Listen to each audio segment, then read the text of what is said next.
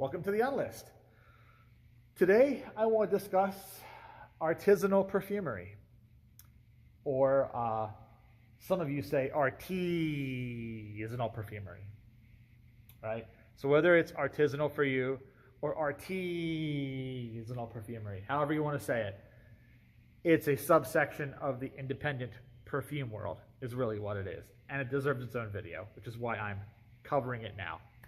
So if you've watched my video on independent perfume, I covered basically some of the artisanal guys, but this is more of a drill down into that specific phenomenon. What makes artisanal perfume or artesanal perfume so distinctive from just plain old, good old-fashioned independent perfume? Well, it's really aesthetic. It comes down to aesthetic, and there's a good, a bad, and an ugly, right? With everything, no different with artisanal stuff. And the good, the reason why you would explore an artisanal perfumer is the perception that they do things in a more holistic manner, a more traditional manner, right? Which means they're not using chemistry, they're not using chromatography, they're not writing down formula, okay? They are basically doing it like grandma would make her pound cake. Tasting it, a little more vanilla, dropping a little more sugar, stirring it up, licking the beater, just going by eyeball, right? Pinch of salt, whatever. That's kind of how they make their perfumes. It's very holistic. It's very old school, Middle Ages, court perfumer kind of thing, right? Candle maker, that sort of deal. And it's a return to a certain level of purity before we got fancy with specific formula that has literal, like, hundredths of a milligram of something, right? So scientifically accurate. It's back when it's like, no, 2 parts rose, 1 part this, 3 parts that, shake it up, put it in alcohol, stir it, you know, put it in a bottle, here you go, have a nice day, right? That holistic approach, some people like that, and I understand, okay? It feels more honest, okay? It feels more pure, even if really it's not as pure because naturals have impurities in them, right? It's not as pure, but it feels more pure. It feels more soulful, right? It feels more spiritual, more religious. And since I've mentioned in past videos how people these days tend to have a more magical mindset, a more religious mindset with their hobbies in general, very dangerous, I might add, but people turn off the critical thinking, they turn off the questioning and analyzing, and they go right for the feels. Right? They speak into tongues, they writhe on the floor, they praise the holy oak moss, all this stuff. So the artisanal perfumers really prey on that mental state, okay? I'm not trying to say that they're doing it necessarily with malicious intent, but they kind of bank on that mindset, okay? Someone who holds fragrance with some sort of reverence, a religious kind of reverence. And when you make fragrances in a more holistic way, you can almost feel like I am channeling the quintessence of God into my perfume. You could almost make that claim, because how can someone disprove it, right? Especially if you're all spiritual and your whole brand is like Buddhism or it's Wicca, or you're calling yourself something like Sultan Pasha or Ansar Oud and you're banking on Middle Eastern culture and stuff. You can kind of work a spiritualism into your fragrances, right? And people who are already sort of predisposed to that mindset anyway are going to fall right in line. Not malicious necessarily, okay? Different strokes, different folks, but that's one of the draws. So I'm calling that a good thing, right? I'm calling that a good thing. If you're someone that wants to believe there's a certain sanctity to the grade of sandalwood oil you're using, there's a certain, righteousness to that oud oil, okay? You want to believe that? Guess what? There are brands that will sell you that for $500 an ounce. Have a nice day. So the bad side is, though, okay, a lot of times the artisanal brands, which differ from the independent brands, because to be independent is just to be not a part of the industry, right? The difference is the artisanal brands push against convention so much that sometimes they end up feeling like they're just contrarian, you know? Like, I'm going to use an objectively inferior version of tonka because I'd rather roast my own tonka beans over an open fire than just buy some fucking coumarin, right? Even though it smells worse. That's why coumarin was created in the first place, because it yielded more of the material that people wanted than just processing tonka beans the old way, okay? Now, there can be a certain aesthetic quality you might only be able to achieve with tonka the good old-fashioned way, and I'm not besmirching it, but sometimes there's a certain, I've got to do it this way because doing it the other way is, you know, it's like the whole punk rock thing. I'm going to play out of tune just because, you know, fuck the world, right? And it's like there's a certain contrarianism to that, which can be bad sometimes. Because you're like, why would you do something that is objectively worse just to make the claim that it's all natural and more labor? It's like I'm doing it the hard way just to say I'm doing it the hard way.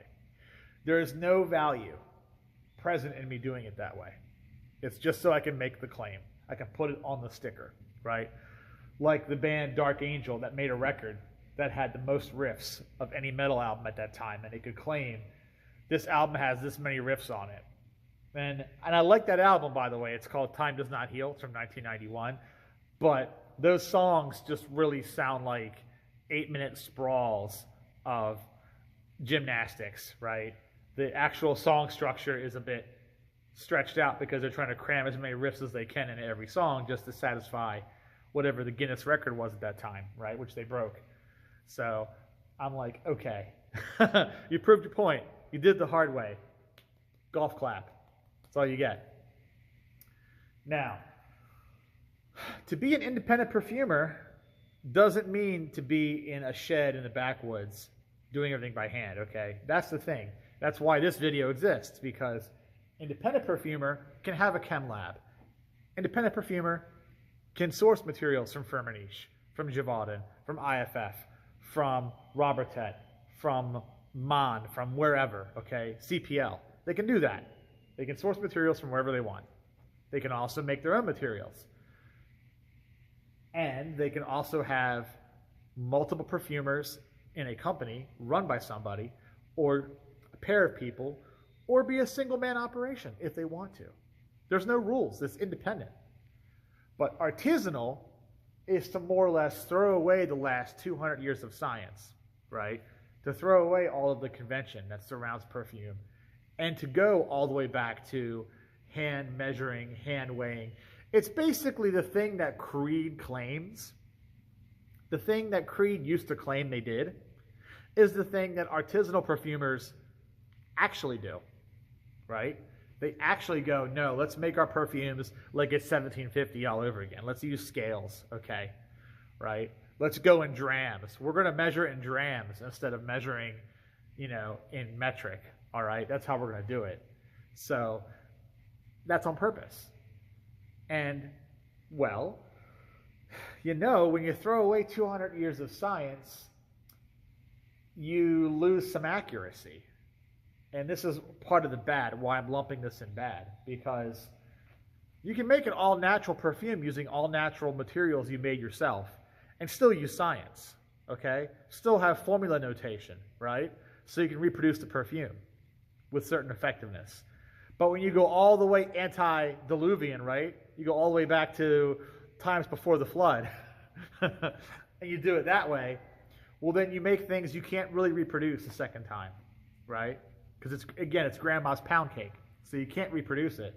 So the best you can do is get within the ballpark, right? And that creates what I call sequels, where you have the fragrance version 2, the fragrance version 3, the fragrance version 4. Now, this is also bad because I think inconsistency is bad. You might disagree. You might like the FOMO thing. I've done videos on batch codes and FOMO frenzies, and the people who like the things that are limited and are gone and will never be repeated. Some people live for that. They like the exclusivity. They like the bragging rights, okay? They are what I call the bros of the artisanal independent perfume world, different from the so-called frag bros who only wear Aventus. I'm talking about like the niche snob bro type people, okay? The hipsters is another word for them. They live for that. So for them, it may not be a bad thing, but for me it is. For me, it's bad when you have a level of inconsistency to where you have to put revisions and versions on your perfumes because you cannot reproduce the same formula, not even once. You make a batch, that's all there will ever be of that. There can only be a version 2 or version 3.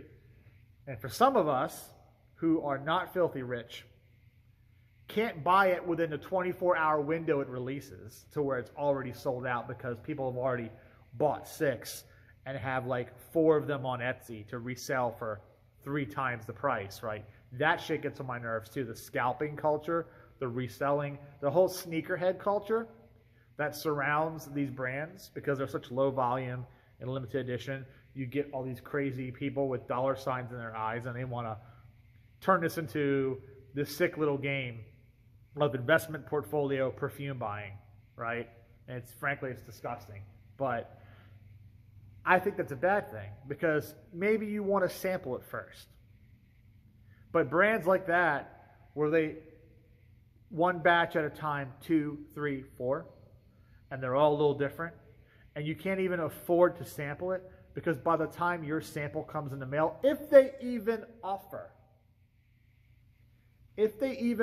samples, by the time your sample comes in the mail, the fragrance is sold out.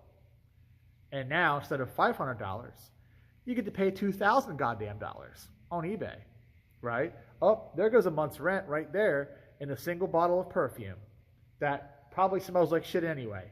But that is the ugly. We'll get to the ugly in a second. We're still on the bad right now. So that sucks. That's not fun. It may not entirely be the perfumer's fault. Again, this may be a bug and not a feature. I'm sure there are some artisanal perfumers who bank on FOMO, who make their money by hyping up their releases and getting everyone crazy and having everyone pull their wallets out and say, shut up and take my money, like the Futurama meme, right? I'm sure there are some brands that bank on that. That's how they keep their business alive. And you know what? If that's how you make your money, you do you. I am probably not buying your brand, but you do you, okay? We'll just keep me out of it. But for the most part, I like to think it's not a feature, it's a bug. It's just a product of everyone being so up their own asses and crazy and desperate to jump through hoops and have the next great thing that you can't sample and peruse an artisanal brand in a relaxed manner like you could a larger niche brand, like you could a designer brand, where the bottles are going to be out there. The bottles will be ready and waiting for you after you've sampled it, after you've reviewed it, after you've spent some time with your decant. And then if you decide, okay, this is expensive, this is $400, I will go ahead and I'll buy it. You have all the time in the world to make that decision, right? But you can't with the artisanal brands. You just can't. And it's because they don't have that long-term consistency, since they do everything, like I said, in that very holistic manner. So there's a good side to that, right? Because it strokes a certain mindset, it strokes a certain feeling, but then there's the bad side too, and that's if you blink, you miss it. You can get version 2, but version 2 won't smell like version 1, and if you blink and miss that, well then guess what? You got to get version 3, and version 3 won't smell like version 2 or version 1. And all the guys who were there for version 1 are going to hold it over your head for the rest of your goddamn life, right? And then the bigger assholes who have version 1 and 2 and do an A and B test, well, I think version 1 compares to version 2. They're going to hold both of those over you if you have version 3. And then if you're that guy that has all 3 versions, you're like Link holding the Triforce up. Da-da-da-da. I have all 3 versions of this. Okay. Kind of sucks. Honestly, it makes exploring some artisanal brands, again, keeping their names out of my mouth because of demagoguery and the cult of personality surrounding some of these brands, but it makes perusing some of these brands just too intimidating, too anxiety-inducing. So I just go, I do the Drake meme. I'm like this. Okay. You make these limited edition 500 bottle runs and you version number your fragrances and they're gone within 24 hours, never to be seen again. I'm like, I just don't have the money or the interest to jump through those hoops to be constantly playing catch up. So I just do this. I'm like, nah, bro. Miss me with that. Miss me with that shit. Now here's the ugly side of it. Okay? If you have the money and you're constantly glued to a computer desk or constantly glued to a phone, and you can jump through the hoops, you can get the fragrances, and you're able to keep up with the other hipster Joneses, right, that all drive VW minibuses like you and have dreads or, you know, finger paint and have tie-dye shirts or whatever. You're able to keep up with those guys and have all 4 versions of your favorite artisanal fragrance. If you're able to do all that, that's fine. You're living the life, okay? Bless your heart, you're living the life. But the ugly side is that sometimes these perfumers are not really perfumers. Or at least they're not very good ones. But they lean very heavily into the alleged quality, antiquity, or provenance of their materials to make up for it. And they have you convinced, lock, stock, and 2 smoking barrels, that the materials are all that matters. That the quality of the materials makes the perfume. Right? And I'm like, I don't know. I've smelled some of that stuff. I've been fortunate enough that people who've bitten this bullet for me, okay, and have bought these fragrances, send me decants from their precious little 1-ounce bottles that they will never be able to get replacements for.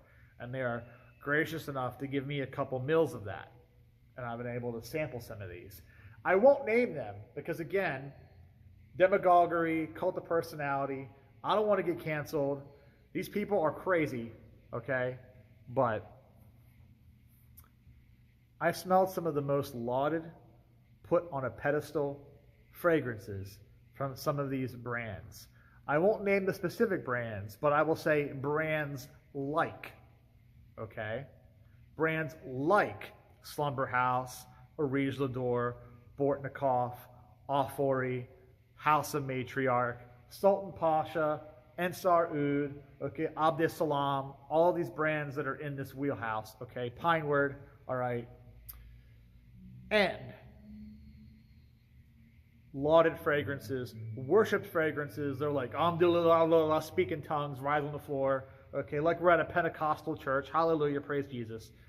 And I smell these fragrances, and I'm like, this is just civet paste, guys. It's like civet paste and some oud tincture smashed with a bit of sandalwood oil. If there was rose in that, if there was bergamot in that, if there was anything else in that, it is gone.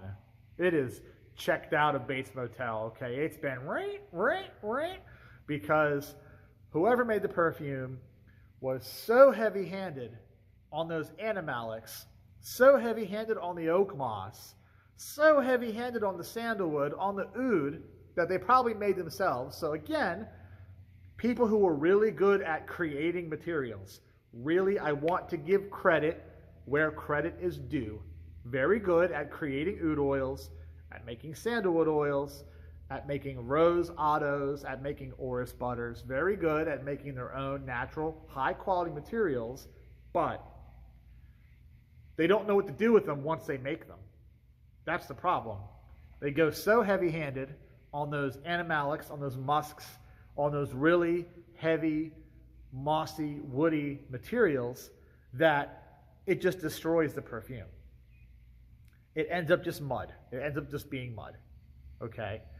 And I've smelled fragrances that were supposed to have 3 different kinds of rare, precious rose oil in them. 3 different kinds of very high-quality rose oil. And I smell the perfume and it's mud. Oh, this has sandalwood from 200 years ago. This has bergamot oil from the 1800s in it. This has oud chips that were found in the sarcophagus of an ancient Egyptian pharaoh we actually got cursed, and now our bloodline is going to die because of us getting these oud chips from this ancient pharaoh's tomb, and they're in this perfume. So we are now cursed forever. The mummy's going to come get us because we got these oud chips for you in this perfume. And I smell it, and I'm like, it's mud. It's fucking mud. And I get so sad. Because I'm like, okay, you know what? I've smelled civet paste. You know? I've smelled, oud oils. And even though I don't have the money to really go out and buy my own little oud oils in the little bottles like this, the little capsules of that, I've been lucky enough to have friends with deeper pockets than me, and they have that shit. So I've smelled the Hindi stuff. I've smelled the Cambodian stuff. Okay, I've smelled all that stuff. I know the differences. I know what makes a good, oud versus a bad oud, blah, blah, blah. And then all the synthetic compounds that also exist. Smell those too. Okay, nothing gets past me, guys. Nothing gets past me, right? I don't pull punches either, for that measure. And I'm like, it's mud. And I just find it ironic because the same people that worship this stuff, they self-congratulate. They pat themselves on the back for having refined taste, for knowing true perfume art, the enlightened and ennobled art of true dynastic, imperial, artisanal perfume mastery. Like this, right? And they say all that, and then they pat themselves on the back because they have these $500 or sometimes $1,000 little 1 ounce doohickeys. And then I get a sample of that, which is the last thing. If you're one of these guys who's hiding behind your materials, the last thing you want to do is send me samples of your perfume because I'm going to put you on blast, which is probably why I don't get samples from any of these brands. None of these artisanal guys talk to me or send me shit because they know better. They fucking know better. They know I'm going to be like, right? I'm going to come through the wall like the Kool-Aid man. Oh, yeah. And come in like this and be like, you're full of shit. Because that's basically what they are, man. And again, really good at making materials. Really good at making materials, but they don't know how to use them. But they'll be the ones that go on Instagram, right? And they'll go on Facebook or wherever else. And they'll be like, yeah, this is going to be a $1,500 perfume. And I'm only going to make 30 hand-numbered bottles that I'm going to sign with a Sharpie on the bottle. $1,500 for 1 ounce of perfume. Only 30 made. Each one comes with a plaque and a certificate and like a selfie of me going, and it's going to be great. It's going to be an orgasmic, existential crisis fragrance in a bottle for you, and you're going to love it. And it's just smells like a homeless person. Okay? It just smells like the guy doing fentanyl in the back alley behind your $1 million condo because you're that self-congratulatory asshole that's buying Dogecoin and driving a Tesla, right, and eating Ruth's Chris Steakhouse for lunch every day on your way to the office, even though you could just work from home. But you can't flex your Tesla if you work from home, right? So you're that douchebag with the faux hawk that comes up like this, right? And you use all the selfie filters on Snapchat so you can look like you're 20 even though you're like 50, right? You're that self-congratulatory asshole that still reads GQ magazine in 2024, but you smell like a homeless person because you bought into this stuff. And that's the ugly side of it. So yeah, there's a good, there's a bad, there's an ugly.